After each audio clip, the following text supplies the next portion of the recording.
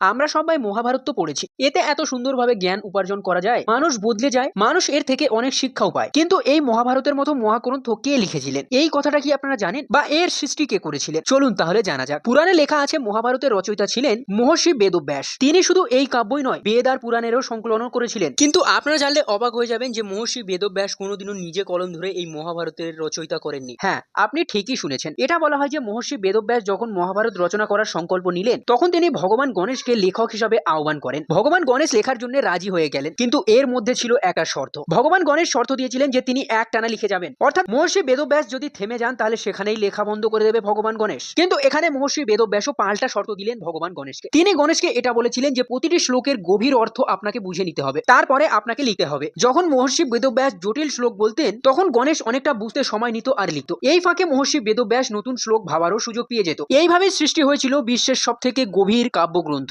অর্থাৎ মহাভারত সৃষ্টি হয়েছিল। আপনাদের সবার কাছে একটা প্রশ্ন রইল, মহাভারত কি সত্যি একটা কাব্য, নাকি সত্যি দেবতাদের নির্দেশে লেখা একটি মহান জ্ঞান ভান্ডার? এই কথাটি আপনারা কমেন্টে অবশ্যই বলবেন। আর হ্যাঁ, ভিডিওটি ভালো লেগে থাকলে জয় শ্রী কৃষ্ণা বা জয় শ্রী হরি লিখতে একদমই ভুলবেন না।